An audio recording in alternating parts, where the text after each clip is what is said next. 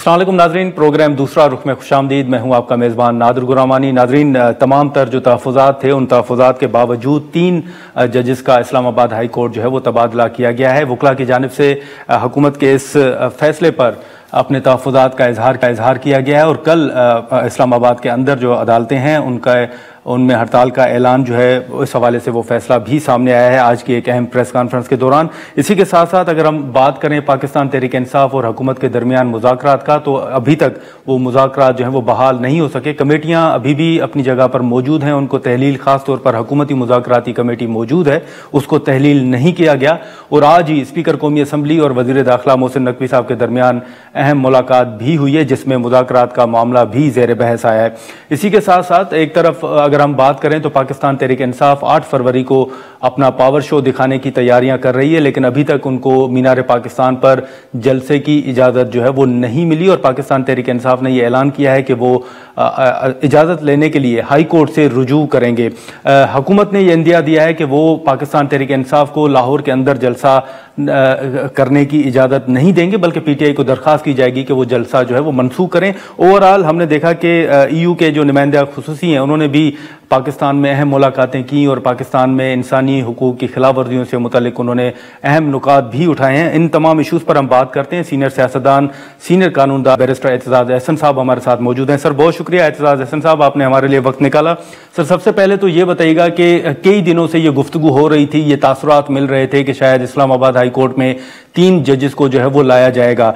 हमने देखा कि उन तमाम तर तहफ़्फ़ुज़ात के बावजूद हुकूमत ने 3 जजेस का इस्लामाबाद हाई कोर्ट में तबादला जो है वो कर दिया है। इस फैसले के आप अदलिया पर क्या असरात देख रहे हैं?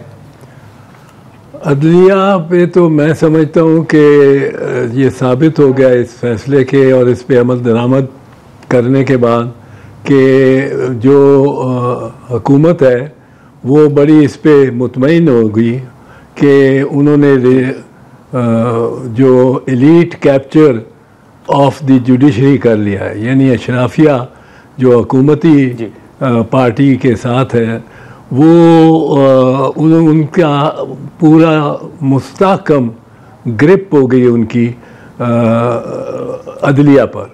और अदलिया में अब जो चीफ जस्टिस भी लगाए जाएंगे वो चुने हुए लोग हैं, मुंतखब लोग, जो कि दूसरे हाई कोर्ट्स में से आए हैं। तो अगर इन्होंने चीफ जस्टिस भी इनसे लगा दिए तो फिर तो बिल्कुल साबित हो जाएगा कि ये एलीट कैप्चर है of the judicial arm of the constitution. अब इसके कोई माजी में हमारे में कोई अच्छे नताइज नहीं होते।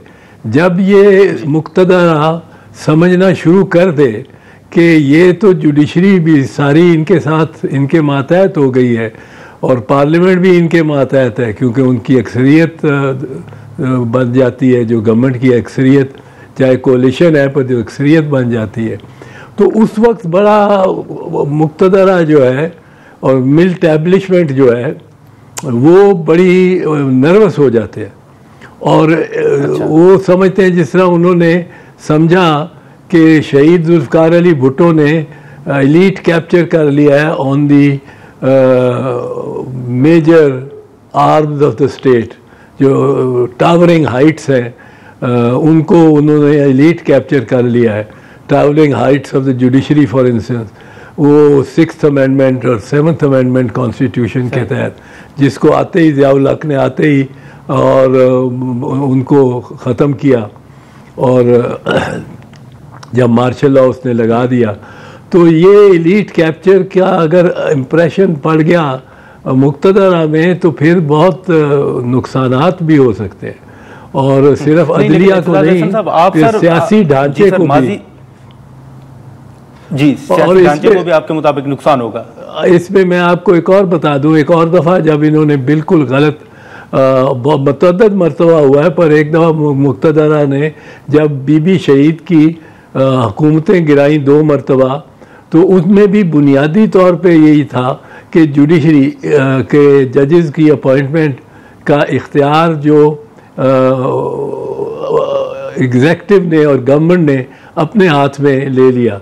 बीबी शहीद ने की पहली गवर्नमेंट में तो बहुत सारे जजेस अपॉइंट किए गए और उनको कोई इतना म्यारी नहीं समझा गया, और दूसरी गवर्नमेंट में फिर वो जजेस को अपॉइंट किए और वो उनको म्यारी नहीं समझा गया, और वो लेकिन भी म्यार से नीचे थे। इस वक्त अगर आप देखें तो माजी में जो वकला तहरीकें चली हैं, आप खुद भी लीड करते रहे हैं, आप खुद भी फ्रंट फुट पे रहे हैं, आप देख रहे हैं कि अब भी कोई वकला तहरीक जो है माजी की तरह वो सामने आ सकती है। दूसरा, इस अमल में सर आपकी जमात का भी तो रोल है, उन्होंने भी तो इस अमल की मुखालफत नहीं की, पीपल्स पार्टी भी साथ है।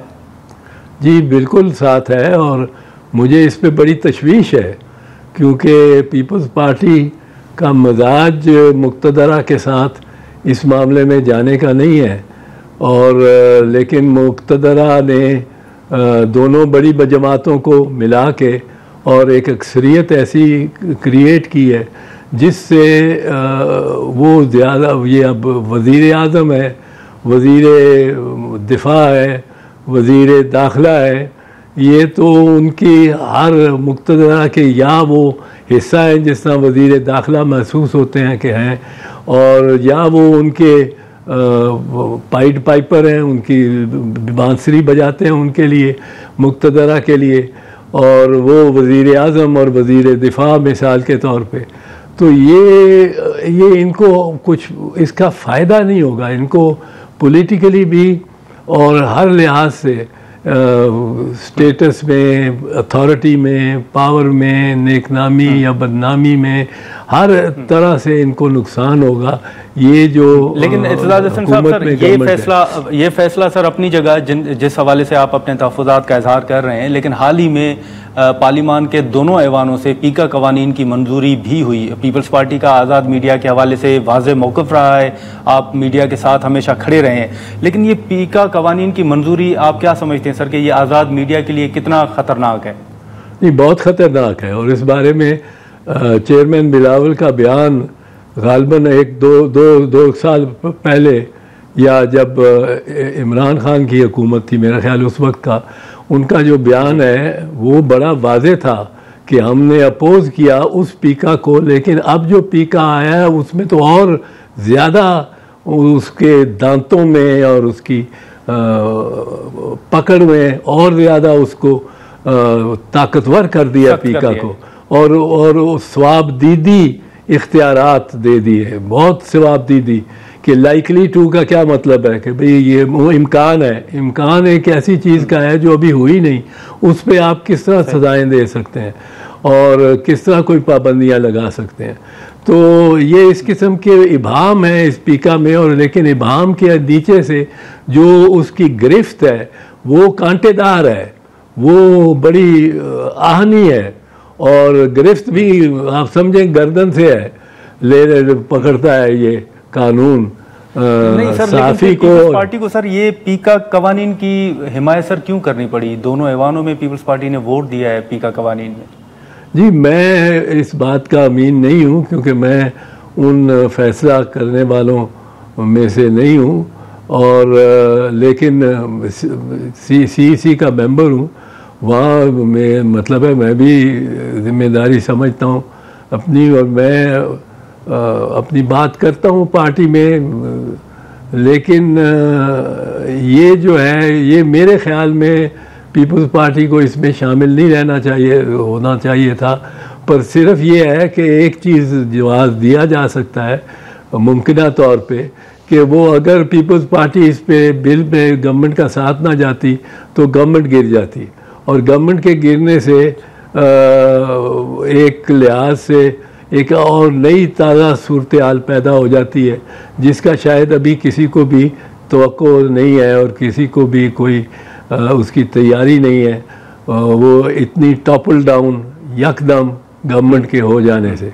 तो उन्होंने शायद इसलिए हसन साहब सर आपने कई सर गुफ्तगू या मुख्तलिफ जो तासुरात हैं, आपने देखा कि पीका कवानीन या जजेस का तबादला सिर्फ फैसले नहीं है, हाल ही में अहम कानून साजी दीगर जो बिल हैं वो भी मंजूर हुए हैं। उसमें एक तासुर जो है वो मुखालफिन, जो सियासी मुखालफिन है उनकी जानिब से ये भी आता है कि शायद पीपल्स पार्टी के ऊपर दबाव है। कहीं किसी नुक्ते पर सर आपने देखा है कि वाकई पीपल्स पार्टी कोई किन इशूज़ पर जो है वो समझौता कर रही है? नहीं, समझौता करना और चीज़ है, दबाव और चीज़ है। दबाव नहीं लेती पीपल्स पार्टी, मेरा नहीं ख्याल।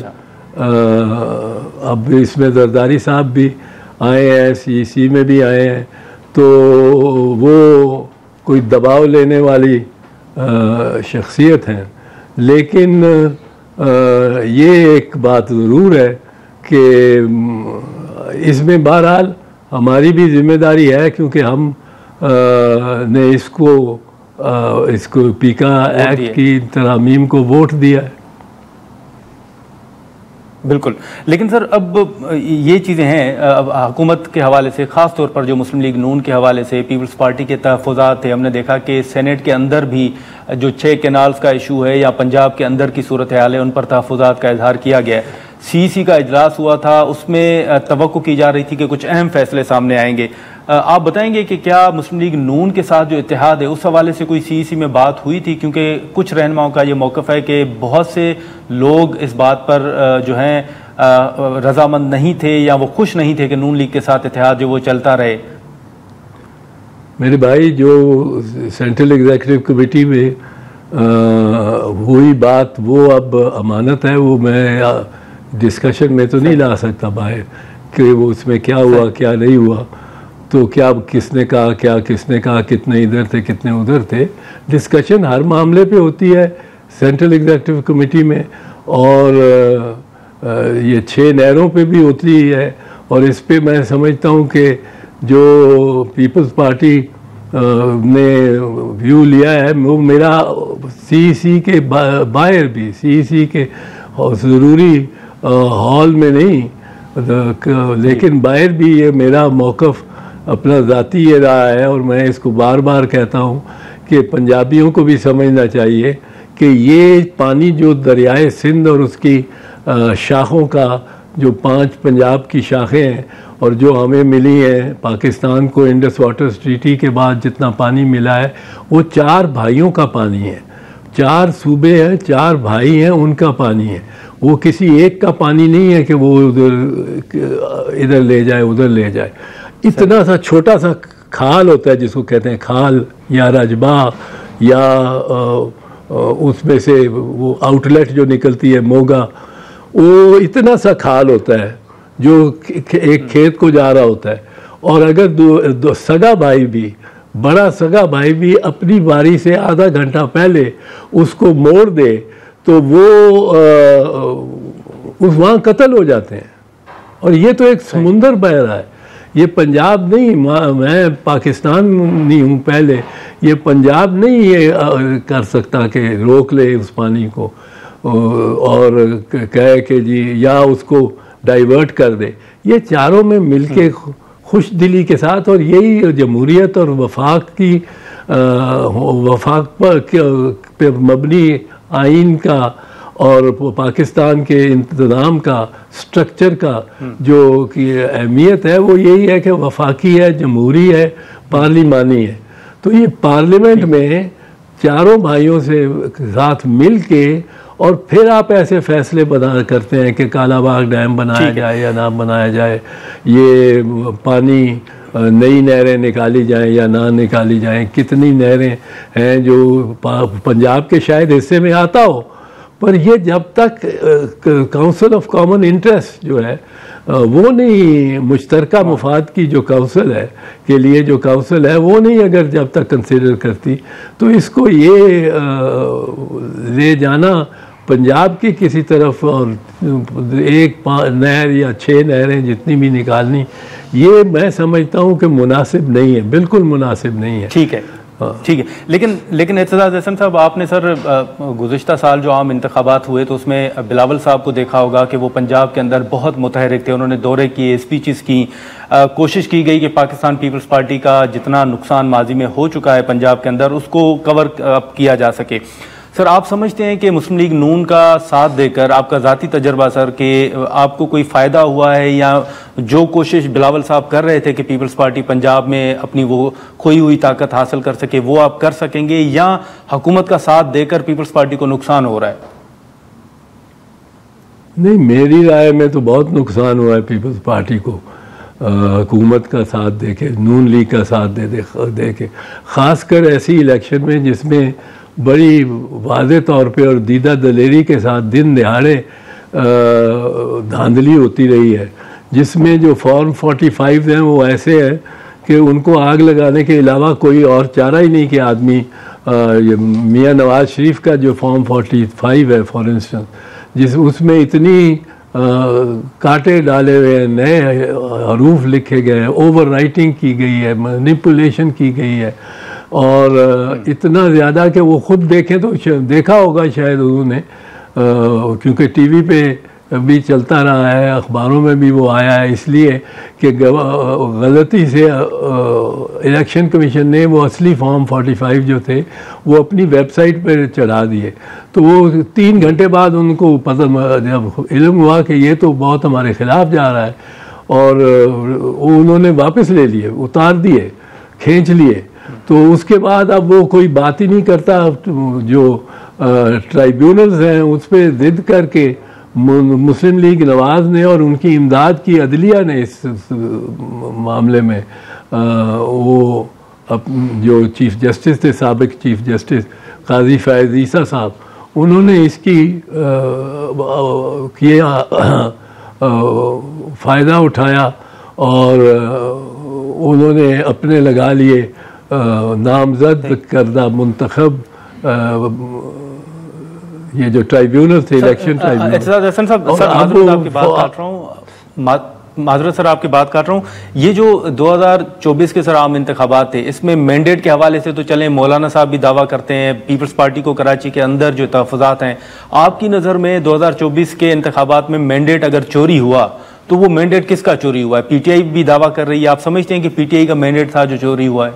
नहीं, ये तो दुनिया सारी एग्री करती है कि पीटीआई का मैंडेट चोरी हुआ, और चोरी वो मैंडेट कितना था ये तो जाहिर है कोई नहीं कह सकता, पर ये कि उसके बहुत उससे ज़्यादती हुई पीटीआई के साथ, और पीटीआई का निशान ही जब ले लिया तो वो बड़ी कन्फ्यूजन हुई होगी वो वोटर्स में ऑब्वियसली। ख़ासकर वो निशान पीटीआई का नहीं था, वो निशान उस वोटर का था जो पीटीआई के वोटर का था, अनपढ़ वोटर का, जो हमारे यहाँ खानदगी का वैसे ही सिर्फ तो एतजाज़ हसन साहब, आप उसका जिम्मेदार किसको समझते हैं? उस वक्त की निगरान हुकूमत को, इलेक्शन कमीशन को, या फिर इस्टेब्लिशमेंट को? इलेक्शन कमीशन और इस्टेब्लिशमेंट। निगरान हुकूमत तो बिल्कुल दिखावे की थी, जिस तरह एक स्क्रीन पे आप चेहरे लगा दें और वो कहें कि जी ये वज़ीर आज़म है, ये वज़ीर आला है, ये फाइनेंस मिनिस्टर है, तो वो तो कोई कुछ नाकारा हुकूमत, इससे ज़्यादा काकर साहब की हुकूमत से ज़्यादा नाकारा नहीं आई। एक इलेक्शन कमीशन और चीफ इलेक्शन कमिश्नर खसूसी तौर पे, और फिर इस्टेब्लिशमेंट के की जब तक ना होती सरपरस्ती उनको और हिदायत ना होती तो ये बहुत से काम तो कर ही नहीं सकता था, कोई भी करने को तैयार। लेकिन सर अब हाल ही में एतजाज़ हसन साहब, EU के जो नुमाइंदा खुसूसी हैं, उन्होंने पाकिस्तान का दौरा किया, अहम मुलाकातें भी की, उन्होंने बड़े अहम सवालात उठाए हैं कि मिलिट्री ट्रायल जो सिविलियंस का हो रहा है उन पर उन्होंने तहफ़्फ़ुज़ात का इजहार किया, इंसानी हुकूक की खिलाफ वर्जियों के हवाले से बात हुई है। साथ ही साथ उन्होंने कहा है कि GSP+ के लिए आपको जो शराइत हैं वो पूरी करनी पड़ेंगी। ये मामला आप कितना अहम समझते हैं? ये बहुत अहम है, और ये कौमी मफाद आमा के का मामला है। इस पर मेरा ख्याल है मुक़्तदरा को बिल्कुल अड़ना नहीं चाहिए कि जी हम अड़ गए हैं यूरोपियन यूनियन के सामने। आपको जो उसमें टैक्स की छूट मिलती है और जो आपकी अशिया उधर जो जाती हैं उन सस्ते दामों हो जाती हैं और उनके ख़रीदार ज़्यादा हो जाते हैं क्योंकि सस्ती होती हैं, वो सारा आपका GST+ जो है वो सारा सिलसिला ख़त्म हो गया। तो आपके लिए वो यूरोप में बरामदात भेजना ये नामुमकिन हो जाएगा। मुश्किल है। चलें चलें, ठीक है सर, बहुत शुक्रिया एतजाज़ अहसन साहब, ज़रा आपने वक्त निकाला। नाज़रीन, सीनियर सियासतदान, सीनियर कानूनदान बैरिस्टर एतजाज़ अहसन साहब की गुफ्तगू आपने सुनी। हम यहाँ पर एक शॉर्ट ब्रेक लेते हैं और ब्रेक के बाद लतीफ़ खोसा साहब हमें ज्वाइन करेंगे।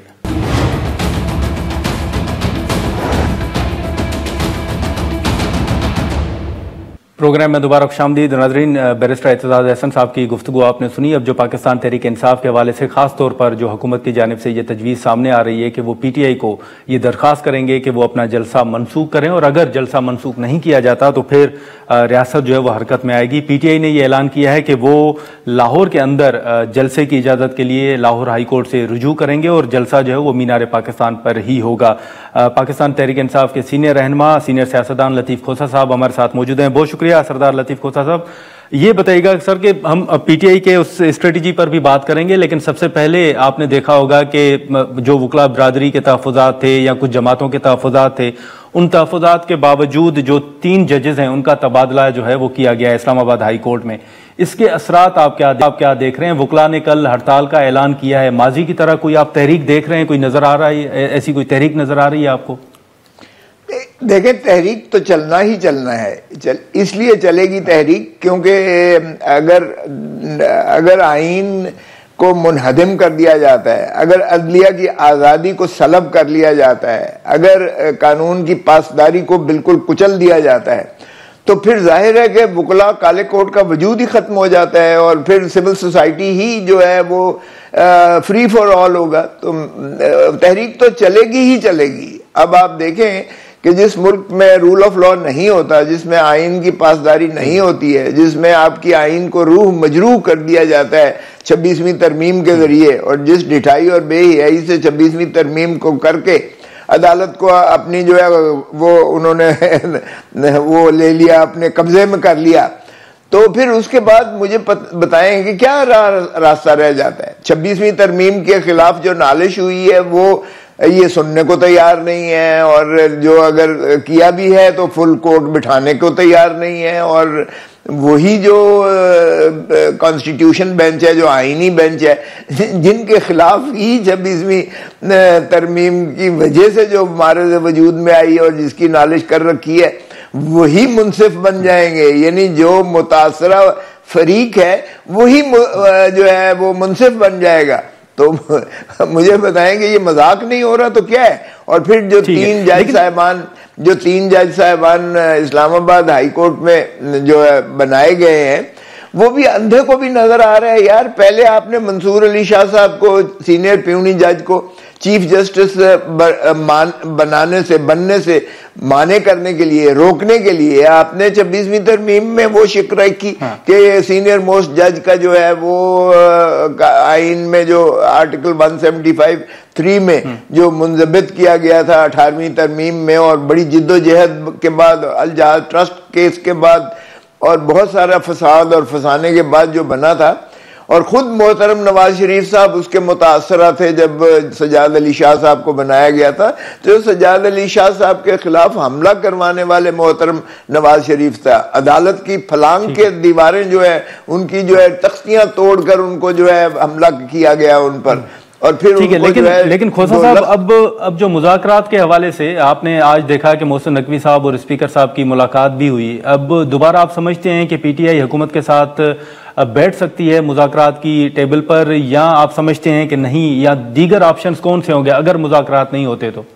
नहीं, मुज़ाकरात तो ख़त्म हो गए, और मुज़ाकरात तो ये हमने तो सिर्फ इसलिए ये शुरुआत भी की थी, हमें पता था कि इनके पल्ले कुछ नहीं है। देखें, जो यानी इमरान खान की मुलाकात अपनी जो है मुज़ाकराती टीम से नहीं करवा सक रहे हैं, जिनके अख्तियार में ये नहीं है कि वो जेल में इमरान खान की मुलाकात करवा सके, उनके अख्तियार में कुछ भी नहीं है। तो इसको वो तो मजाक था जो इन्होंने यानी एक किस्म का टाइम बाय किया, और हमने ये जो है सियासी तौर पर ये हमने कहा कि मुतसव्वर न किया जाए कि शायद हम जिद पर हैं और हम बातचीत करने को तैयार नहीं है। इसके बावजूद कि ये हुकूमत को हम नहीं मानते, क्योंकि ये फॉर्म 47 की हुकूमत है, 17 सीटें जीतने वाला जो है वो वजीर आजम बना बैठा है, और 180 सीटें जीतने वाला जो है जिसको हक के हुक्मरानी होना चाहिए था वो जेल में है, अडयाला जेल में। और 8 फरवरी आया चाहती है, 1 साल हुआ चाहता है। ये फिस्तायत की तो इन्होंने इंतहा कर दी है। सो इसलिए मुज़ाकरात तो बिल्कुल ही खत्म, इसमें तो कोई पेशरफ्त तो क्या सवाल पैदा होता है। कहते हैं जी हम पार्लिमानी टीम बना, ओ भाई पार्लिमान आप ही के खिलाफ तो नालिश है, पार्लिमान ही तो जैली बने बैठे हैं, आप ही तो इसके जो है जो बेनिफिशियरी है इस सारे प्रोसेस के। तो आप कहते हैं कि जी हमारी टीम, हमारी ही कमेटी बना दी जाए और हम ही फैसला करेंगे। ये मजाक कर रहे हैं, ये कौम को जो है साथ भी कर रहे हैं। और नहीं, लेकिन खोसा साहब आप बड़े पुरुम्मीद थे कि जो अमेरिका में इलेक्शन हुए हैं, जो ट्रंप साहब जो है सदर बन गए हैं और उनके बड़े अच्छे ताल्लुकात हैं खान साहब के साथ, अभी भी आप पुरुम्मीद हैं? क्योंकि आपके मुखालफिन तो यही कह रहे हैं, तनकीद कर रहे हैं कि आप तो बड़े पुरुम्मीद थे और बड़ी तवक्कुआत थी, वहां से तो कोई कॉल नहीं आई। देखिए मैं खुद अभी कुछ दिन ही पहले मैं बाहर से आया हूँ, कनाडा अमेरिका की मैंने फील देखी है। हमारा पाकिस्तानी जो डायस्पोरा है, जो हमारा पाकिस्तानी दयार गैर में है, हमारा जो यकीन कीजिएगा 99% लोग जो है ना वो इमरान खान को न सिर्फ चाहते हैं बल्कि वो जानते हैं कि उन्होंने इमरान खान ही को जिताया था। और आप देखेंगे कि वो किस अंदाज से जो है ये फिस्तायत को उजागर किया है उन्होंने, और न सिर्फ उन्होंने किया है, दुनिया सारी ने देखा है। और मिलिट्री कोर्ट्स की सजाओं पर जिस तरह दुनिया बरहम हुई है, आपकी सोच है। और चाहे वो इंटरनेशनल कोर्ट है, चाहे वो जो है हमारी ह्यूमन राइट्स कमीशन के हैं, चाहे वो इंटरनेशनल कॉवेनेंट्स हैं, जितने मुआहदात हैं इंटरनेशनल बैनुल अक़वामी तौर पर, वो इंसानी हकूक की पामाली की गई है, बुनियादी हकूक की पामाली की गई है। उन आर्टिकल्स को जो है वायलेट किया गया है और इस पर ही जीएसपी प्लस जो है वो मुतासर होगा। आप देखें, क्योंकि ये मशरूत था इन चीज़ों पर जो है कि आप बुनियादी हकूक की पासदारी करेंगे और बैनुल अक़वामी कवानीन को जो है अमलदारी करेंगे। तो बैनुल अक़वामी कवानीन वो मुतासर होगा, बिल्कुल होगा। आप देखें बैनुल अक़वामी तौर पर, और अमेरिका की जो एस्टेब्लिशमेंट है, जो पहले डोनाल्ड लू के थ्रू जिस तरह बाइडेन हुकूमत ने किया था, अब वो भूल जाएं कि अमेरिकन जो है इनकी एस्टेब्लिशमेंट इनकी पुष्ट पनाही करेगी इस हुकूमत की। हमें अवाम ही की पजीराई हासिल है, चाहे वो पाकिस्तानी अवाम पाकिस्तान में रहते हैं, चाहे वो दयार गैर में है। 99%। ये कब तक फिस्तायत की जोर पर जर और तो आपको वहां से कॉल आने की तवक्को है खोसा साहब? देखिए कॉल कर रहे हैं, मुझे किसी से ये मदद नहीं लेनी है बाहर से, हम खुद कफील हैं। और हमारी पाकिस्तानी कौम अल्हम्दुलिल्लाह बहुत रिजिलियंट है। आप बांग्लादेश में देखें, जब बांग्लादेश की आवाम उठी है तो हसीना वाजिद जिसकी 13 साल बड़ी जबिल्लत के साथ हुक्मरानी चल रही थी और मईशत को भी वो ऊपर ले गई थी, उसको उड़ा के लोगों ने परे मारा जब बुनियादी हकूक की पासदारी नहीं। लेकिन खोसा साहब आपने भी तो 24 नवंबर को ये तनकीद होती है कि आपने फाइनल कॉल जो है उसका ऐलान किया था, फिर फाइनल कॉल हुई भी, आप डी चौक पर पहुंचे भी। तो अब उस फाइनल कॉल के बाद अब आप क्या समझते हैं कि पीटीआई के पास कौन सा ऑप्शन है जो 24 नवंबर की फाइनल कॉल से ज्यादा मौसर साबित हो सकता है? देखें कि भाई आपका क्या ख्याल है कि 24 वाली हमारी कोई नाकाम हुई है या 26 वाली? अरे बाबा, उसमें जितनी इन्होंने यानी बदनामी इन्होंने मोल ली है, इस हुकूमत का जो हुकूमत मौजूदा है इसका पॉलिटिकल कैपिटल तो जीरो हो गया। अब ये चाहे वर्दी वाले बगैर वर्दी के, या हुकूमत वाले जो है बगैर ये जो है सिक्योरिटी के, बगैर प्रोटोकॉल के, बगैर जो है ये अपना पुलिस के, रेंजर्स के, बगैर पर्सनल के या बगैर गुल्लू भट्टों के, ये अपने हलके में नहीं जा सकते। मैं दावा करता हूं ये अपने हलके में जाके दिखा दे वजीर आजम या मोहतरम नवाज शरीफ साहब या मरियम नवाज, बगैर किसी प्रोटोकॉल के ये अपने टांगों पर जाएंगे, चल के वापस अपनी टांगों पर नहीं आ सकेंगे। तो इतनी नफरत जो अवाम में जो है इसकी आ गई है, और फिर अपने ही लोगों पर गोलियां मारना। नाज़रीन, यहां पर एक शॉर्ट ब्रेक लेते हैं और ब्रेक के बाद यहीं से गुफ्तगू को आगे बढ़ाते हैं।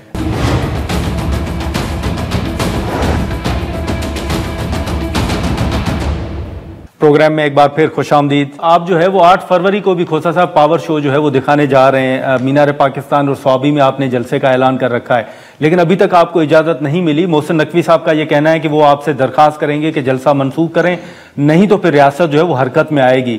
आप समझते हैं कि आप हुकूमत की दरख्वास्त अगर आपसे करते हैं तो उसको कंसीडर किया जा सकता है या हाई कोर्ट से ही रुजू किया जाएगा? देखें, रियासत तो हम हैं, वो रियासत हरकत में कहता है, शर्म आनी चाहिए। ये फिस्तायत है। रियासत आप आइन में देख लीजिएगा, ये अपने आप को रियासत कहता है। मुझे शर्म आती है, इसको जहालत की इंतहा है। क्योंकि अगर आर्टिकल 7 को देखें तो रियासत की तारीफ अवाम है, अवाम को मुक्तदर किया है आइन ने, और वही रियासत है। और उसी की जो है वफादारी जो है आर्टिकल 5 में अवाम की वफादारी और आइन की पासदारी यही मुंदरज है। चाहे वो आर्मी चीफ हो, चाहे वो मोहसिन नकवी हो, चाहे वो प्राइम मिनिस्टर हो, चाहे वो चीफ जस्टिस ऑफ पाकिस्तान हो। ये रियासत की अगर वफादारी करनी है तो रियासत अवाम है। हमारे ऊपर गोलियां चलाते हो, अवाम पर गोली चलाते हो, रियासत पर गोली चलाते हो और अपने आप को रियासत कहते हो। अरे भाई, शर्म आनी चाहिए। आप रियासत के मुलाजिम हैं, रियासत के मुलाजिम हैं, इसलिए कि आपको जो है। आप समझते हैं खोसा साहब, आप समझते हैं कि 8 फरवरी को हर सूरत जलसा होगा मीनार पाकिस्तान पर? देखें, जलसा नहीं करने देंगे तो भी हमारी कामयाबी तो वाज़ेह हो गई। हमें जलसे से सरोकार नहीं है, लेकिन इससे जो भी ये अमल करते हैं, यकीन करें कुरान से, जो भी ये अमल करते हैं वो काउंटर प्रोडक्टिव होता है। उससे इनके लिए जो है नफरत बढ़ती चली जा रही है। डरे अवाम के गैज़ व गज़ब से, अवाम की नफरतों से। कभी भी अवाम की नफरतों के साथ ना मुल्क चलाया जा सकता है, ना हुकूमत चलाया जा सकता है। तो मैं तो इनको यही अर्ज करूंगा कि अगर धरती माँ से जरा भी प्यार है, जरा भी प्यार है, तो खुदा का खौफ करें, आइन पर अमलदारी कीजिएगा, कानून की पासदारी कीजिएगा और हर इदारा जो है अपनी हदूद व कयूद में रहकर काम करे, अगर जरा भी मुल्क से प्यार है किसी को तो। खोसा साहब, एक आखिरी सवाल सर, कि हमने देखा कि माजी करीब में आपको तवक्कुआत थी कि जल्द खान साहब जो है वो बाहर आ जाएंगे, मुज़ाकरात शुरू हुए, कोई नतीजा नहीं निकला। अब आपका तजर्बा क्या कहता है सर कि खान साहब कब तक बाहर आएंगे, किस रास्ते से आएंगे और क्या वो मुज़ाकरात होंगे? हुकूमत के साथ तो चलें, आपने बता दिया, क्या किसी मरहले पर, किसी नुक्ते पर इस्टेब्लिशमेंट के साथ बातचीत हो सकती है? देखें, इस्टेब्लिशमेंट को खुद सोचना चाहिए, मुझे तो समझ नहीं आती है। आप अदालतों को पैक किए चले जा रहे हैं। आपने पीका के जो कानून में जो तब्दीलियां की हैं, जो पीका का एक्ट में अमेंडमेंट्स की हैं, उससे आपका क्या ख्याल है कि आप इजहार जो है राय पर, आप जो है सोच पर, आप फिक्र पर, आप जो है सारा मीडिया जो है, सारा चाहे इलेक्ट्रॉनिक है, चाहे प्रिंट है, चाहे सहाफ़ी बरादरी है, चाहे इंटेलेक्चुअल्स हैं, और दुनिया सारी में आपकी बदनामी हो रही है। आप इससे समझते हैं कि गला बंद करके, आप गला घूंट कर, गला दबाकर 132वें पर तो हमारी जो अदलिया पहले ही थी, अब अदलिया 0 पे चली जाएगी। माशाल्लाह, दुनिया में बदतरीन अदलिया आपकी पाकिस्तान की होगी, जरा पैकिंग की जा रही। और जो पीका का कानून बना के आपने सहाफ़ी बरादरी की गला दबा दिया है ताकि फेक न्यूज़, यानी अगर आप इनकी तारीफ़ें करें एस्टैब्लिशमेंट की और हुकूमत की, वो तो जेन्युइन न्यूज़ है, और अगर आप उनकी तनकीद करेंगे तो आपको 3 साल सजा भी हो जाएगी और 20 लाख रुपया जुर्माना भी हो जाएगा, वो फेक न्यूज़ हो जाएगी।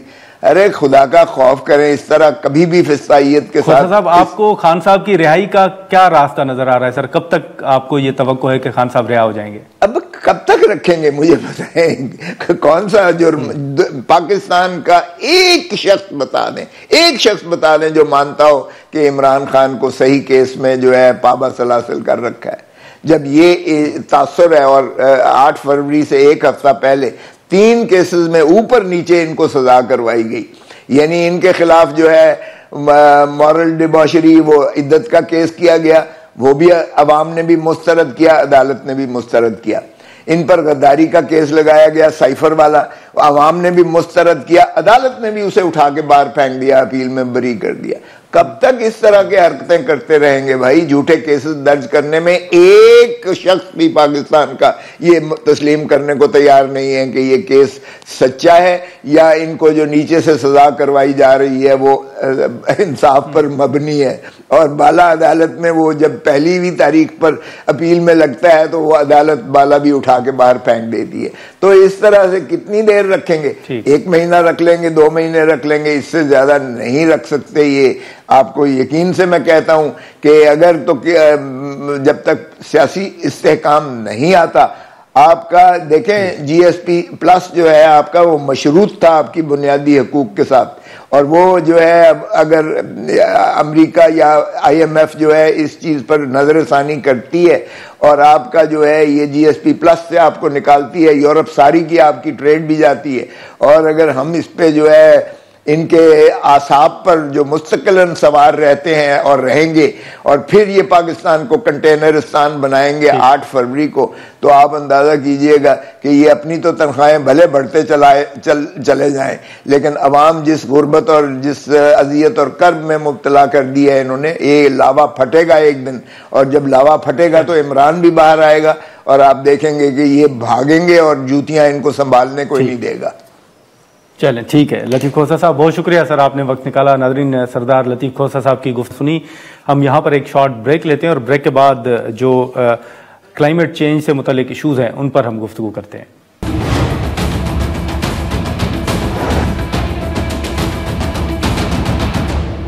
प्रोग्राम में दोबारा खुशामदीद। नाज़रीन, अब इस वक्त जो ख़ास तौर पर डॉन मीडिया की जानिब से मौसमियाती तब्दीलियों और उसके असरात से बचने के लिए जो आगाही मुहिम ब्रीथ पाकिस्तान के नाम से शुरू की गई है, और इसी सिलसिले में 6 और 7 फरवरी को इस्लामाबाद में बैनुल-अक़वामी जो कॉन्फ्रेंस है उसका इनेकाद भी होगा। अब इसी सिलसिले में हम बात करेंगे। राजा जहांगीर अनवर साहब हमारे साथ मौजूद हैं। बहुत शुक्रिया राजा साहब। सबसे पहले तो मौसमियाती तब्दीलियों के हवाले से हमने देखा कि हमेशा बातचीत होती रही है।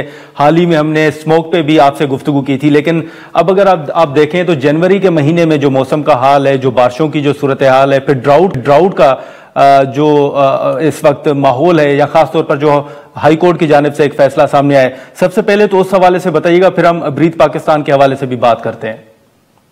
जी, बहुत शुक्रिया नादिर साहब। बिल्कुल, ये एक पीडीएमए ने भी अलर्ट जारी की, उससे पहले मेट डिपार्टमेंट ने भी एक एडवाइस जारी की, और फिर हाई कोर्ट ने इस पे कॉग्निजेंस ली। ये बेसिकली जो पोठवार रीजन है पंजाब का, जो नॉर्दर्न डिस्ट्रिक्ट्स हैं हमारे, जिसपे रावलपिंडी, चकवाल, अटक, जेहलम, खुशाब और भक्कर के कुछ एरियाज आते हैं यहाँ पे, और फिर साउथ पंजाब में जो हमारा भावलपुर डिवीजन है, जिसमें चोलिस्तान डेजर्ट आता है, भावल नगर है, रहीम यार खान है, इन एरियाज में इस साल 42% कम रेनफॉल हुई है। और ये पैटर्न जो है उन्होंने अलर्ट जारी की है कि this is going to impact our agriculture, livestock, biodiversity, even पूरी इकोनॉमी को ये इम्पैक्ट करेगा। लेकिन इसमें मैं बताता चलूं कि अब इस तरह की चीजें जो कि आपके इल्म में है कि कभी बहुत ज्यादा फ्लैश फ्लडिंग होगी, कभी बहुत ज्यादा हीट वेव्स आएंगी, कभी एरेटिक बारिशें होंगी, ये सारा का सारा पैटर्न जो है नादिर साहब, ये अब क्लाइमेट चेंज के साथ साथ हम सबको फेस करना पड़ेगा। और इसके लिए जैसे भी आपने खुद भी मेंशन किया, गवर्नमेंट ऑफ पंजाब ने अपनी एक क्लाइमेट चेंज पॉलिसी ऑलरेडी इस हवाले से बनाई, और उसको in the month of June हमने उसको कैबिनेट की अप्रूवल के बाद नोटिफाई किया। इसके अंदर ये सारी की सारी हमने जो पूरा एक टाइम बाउंड एक्शन प्लान दिया है, और इसके साथ ये फुली फाइनेंस्ड प्लान है जी। इस साल भी गवर्नमेंट ऑफ पंजाब ने ओवर 100 बिलियन रुपीस एलोकेट किए हैं सिर्फ क्लाइमेट चेंज के हवाले से। मैं यहाँ पे आपके नाज़रीन को बताता चलूं कि ये जो हमारा पोठवार रीजन है, इसके अंदर को 40 के करीब अल्हम्दुलिल्लाह कुछ स्मॉल डैम्स है जहाँ पे वाटर कंजर्वेशन होती है, क्योंकि ये सारा बारानी एरिया, ये रेन फेड एरिया है। यहाँ पे उस तरह की एग्रीकल्चर एज सच जैसे वो कैनाल सिस्टम के साथ होती है, उस तरह इरिगेशन नहीं है। इसके लिए हमारा सारे का सारा ये एक डिपेंड करता है बारिशों पे, और ये एक बड़ी बात है और ये अलार्मिंग चीज है कि अगर हमारे पास सफिशिएंट पानी ना हुआ तो हमारी वहाँ की एग्रीकल्चर, बायोडाइवर्सिटी, हमारी लाइफ स्टॉक, हमारी ओवरऑल इकोनॉमी इम्पैक्ट करेगी। तो लेकिन हुकूमत पंजाब ने इस पर ऑलरेडी कुछ एक्शंस भी लिए हैं। हाँ। लेकिन राजा साहब, ये तो हद तक दुरुस्त है कि तमाम तर इक़दामात के बावजूद अगर हम माजी को सामने रखें तो चैलेंजेस कम नहीं हुए बल्कि उनमें इजाफा होता जा रहा है। ये आपकी बात बिल्कुल दुरुस्त है जी। इससे पहले जैसे मैं अर्ज कर रहा था कि इस गवर्नमेंट के आने से पहले कभी कोई क्लाइमेट चेंज पॉलिसी इस सूबे में बनी ही नहीं जी, और ये पहली दफा हुआ। और ये पॉलिसी बनाने का मकसद भी यही था कि ये जो क्लाइमेट के चैलेंजेस हैं जो अब बिल्कुल आ चुके हैं, पहले ये हमें लग रहा था कि ये हमारे मसाइल नहीं है, ये दुनिया के मसाइल हैं। आपके चैनल ने जिस तरह उसको लीड किया और लोगों को एक शऊर दिया है, हम उस पर भी बात करेंगे। जो ब्रीथ पाकिस्तान कैंपेन है वो actually leading from the front, और जितना बड़ा वो इम्पैक्ट क्रिएट कर रही है to making it realization to public कि हम कर क्या रहे हैं और होना क्या चाहिए। गवर्नमेंट के लेवल पे मैं आपको जरूर ये बताता चलूं नादिर साहब कि ये जो हुकूमती इक़दामात हैं उसमें हम 3-4 चीजें कर रहे हैं। एक तो ऑफ कोर्स हमारा जो अवेयरनेस रेजिंग का एक बहुत बड़ा हमारी कैंपेन चल रही है। दूसरी हमारी है वाटर कंजर्वेशन के हवाले से अगर मैं बात करूं तो उसके हवाले से है। और तीसरी मैं बताऊं एनफोर्समेंट। हम कहीं पे भी अब पानी का ज़िया अफोर्ड ही नहीं कर सकता। हम ऑलरेडी वाटर स्ट्रेस मुल्क हैं और ये जो हो रहा है इस वक्त इसको हम सिर्फ उसी सूरत में रिवर्स कर सकते हैं कि इसमें पूरी आवाम, पूरा मीडिया, तमाम सेक्टर्स मिलकर काम करेंगे तो हम फिर ये क्लाइमेट चेंज से बच सकते हैं। Otherwise climate change is going to ruin us और ये हमें पसंद हो या ना हो अब ये क्लाइमेट चेंज आ चुकी है जी। ठीक है, लेकिन राय साहब इसमें एक चीज ये भी है कि माजी करीब में जितना सैलाब के बायस या मौसमियाती तब्दीलियों के बायस नुकसान हुआ पाकिस्तान को, उसके बाद हमने देखा कि COP27 हुआ, 29, उसमें आपको याद होगा कि बिलावल साहब बाहर गए, शेरी रहमान साहिबा बाहर गई थी और जितने मुमालिक ने कमिटमेंट की थी कि वो पाकिस्तान को फंडिंग देंगे या सपोर्ट करेंगे इस हवाले से, आप समझते हैं कि जो कमिटमेंट्स की गई थी, जो वादे किए गए थे, वो वादे पूरे हुए हैं पाकिस्तान के हवाले से? हाँ बिल्कुल नहीं हुए जी। इवन हमारी जो COP29 थी, ये बाकू का जो हुई थी कॉन्फ्रेंस पिछले साल, उसमें इसको 3 ट्रिलियन तक ले गए कि $3 ट्रिलियन दिया जाएगा, लेकिन यकीन जाने कि उसका फ्रैक्शन भी नहीं मिला। और जितना बड़ा नुकसान इस जो हमारी आपका चैनल हर आधे घंटे बाद 15 मिनट बाद रिपीट कर रहा होता अपनी स्क्रीन पे कि we are not the contributors, हमें 1% भी हमारा GHG में हमारा हिस्सा नहीं है, लेकिन सबसे जो मोस्ट वल्नरेबल मुल्क हैं उनकी लिस्ट में हम लोग मौजूद हैं और हम फेस कर रहे हैं। आपको याद होगा 2 साल पहले जितना बड़ा फ्लड आया, तकरीबन 30% ऑफ द कंट्री उसकी होगी नुकसान हुआ। हमारा सिंध का सूबा, हमारे पंजाब का हिस्सा, ये सारे के सारे अभी तक रिकवर नहीं कर पाए। और आप देखें जिन एरिया में से एक फ्लड आ जाता है उसमें कई डेकेड्स लगते हैं रिकवरी में और रिहेबिलिटेशन में। हमारी वहां पे जो लोगों का नुकसान होता है, जो हमारी इकोनॉमी को नुकसान पहुंचाया जाता है, ये इसकी रिकवरी हम अपने रिसोर्सेज से नहीं कर पाते। जो लोग कंट्रीब्यूट कर रहे हैं इंटरनेशनल, जो हमारी बाकी दुनिया में लोग काम कर रहे हैं इस पे, उनको ये समझना चाहिए, तमाम ऑर्गेनाइजेशन को समझना चाहिए। और वादे वईद हर साल होते हैं, COP कॉन्फ्रेंसेस पे भी होते हैं, अदरवाइज भी होते हैं, लेकिन इस दफा भी आपके सामने जो पेरिस एग्रीमेंट की भी रीट्रेशन की गई, उसको कहा गया कि हम एनफोर्स करेंगे। उसके बाद कमिटमेंट्स भी दी गई, तकारीर भी हुई, लेकिन अभी तक उसका कोई, मैंने जैसे कहा, फ्रैक्शन भी हमें अभी तक मौसूल नहीं। लेकिन तो आप समझते हैं कि पाकिस्तान के अंदर चले इकदाम तो अपनी जगह, लेकिन बैनुल अक़वामी सतह तक भी इन मामला को उठाने की जरूरत है? बहुत बहुत ज्यादा जरूरत है। मैं फिर कहता हूँ कि जिस तरह हमारे नेशनल मीडिया पे डॉन ने लीड ली है, और आई कैन अंडरस्टैंड कि डॉन का जो अपना मीडिया हाउस है उसमें उसकी इंटरनेशनल व्यूअरशिप भी है, रीडरशिप भी है और उसकी अपनी क्रेडिबिलिटी भी है। और जब डॉन इस तरह की कैंपेन को लीड करेगा तो आवाज हमारी वहां पहुंचेगी। हम भी लास्ट ईयर बाकू में हमने भी COP29 पे on the side line of the meeting, even हमें ये मौका मिला कि हमने पूरी दुनिया के सामने पंजाब का केस रखा। हमने पंजाब में जो अब इस वक्त तक हो चुका है और जो होना चाहिए और हमें किस किस्म की मदद की जरूरत है, हमने उनको बताया कि हमारे जो अपने रिसोर्सेज कितने कमिटेड हैं इस हवाले से। और जाहिर है ये ट्रेड ऑफ होता है, जब गवर्नमेंट्स अपने रिसोर्सेज लगाती है तो फिर किसी ना किसी जगह से उसका नुकसान होता है, सोशल सेक्टर पे भी। तो लेकिन उसमें बहुत सारे हमारे साथ भी कमिटमेंट्स की गई, हमारे साथ भी कोलैबोरेशंस की गई, लेकिन जैसे भी आपने कहा कि इसको मजीद काम करने की जरूरत है। और मुझे उम्मीद है कि जैसे आपका चैनल कर रहा है और भी लोग इस पे काम करेंगे, और गवर्नमेंट की सतह पे भी अभी वर्ल्ड इकोनॉमिक फोरम पे भी ये बात की गई। और ये क्लाइमेट चेंज चूंकि आप सिर्फ पाकिस्तान या सिर्फ इस खित्ते का मसला नहीं है, ये पूरी दुनिया के लिए मसला बना हुआ है, और हम चूंकि एट द रिसीविंग एंड है, हमारे लिए ज्यादा पिंचिंग है जी।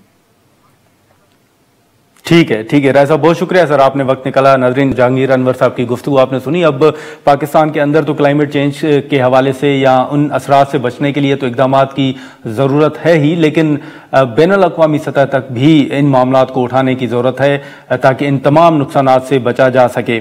आज के प्रोग्राम में इतना ही, इजाज़त दीजिए, अल्लाह हाफ़िज़।